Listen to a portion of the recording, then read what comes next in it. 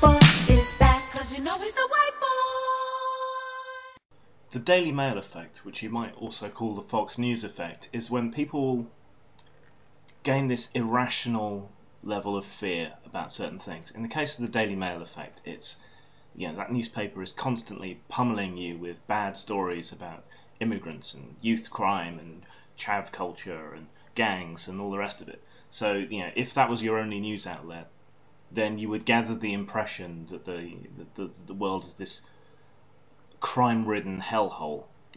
And for some old people who still rely on newspapers and so on, this creates their entire impression of the world upon which they make all their decisions and whether they go outside or not. And it can have a huge deleterious effect upon people. And I can't help but wonder whether a similar effect happens with certain aspects of modern feminism. You look at the sheer levels of hysteria around rape culture and so on, and you hear these stories about all these precautions people take, carrying their keys between their fingers and not going anywhere where it's dark and going to the toilet in little gaggles and groups and things, and you would imagine that the world is this great seething melting pot of rape and torture and assault and so on, and yet you go to your window and you look outside and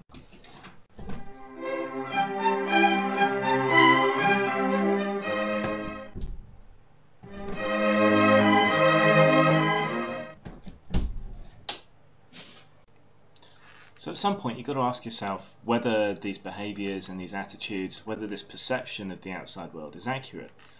Last time I checked the statistics on this, and this was the England and Wales Crime Survey, when you lump together all random street violence, including sexual violence and harassment and so on, men are 50% again as likely as women to suffer random street harassment or violence.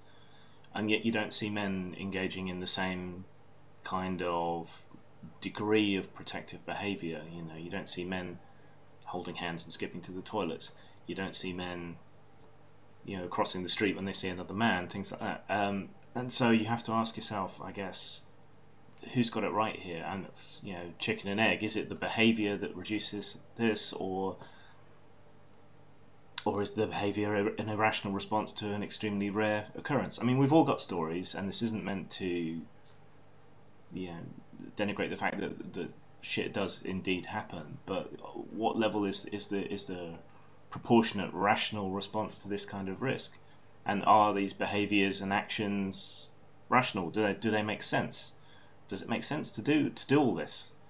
And it reminds me of a terrible old joke. So I'm walking through the park one day, and I come across this old homeless guy who's just standing there, windmilling his arms. So naturally, being a curious sort, I went up and I asked him, "What are you doing?" "Ah, I'm keeping the tigers away."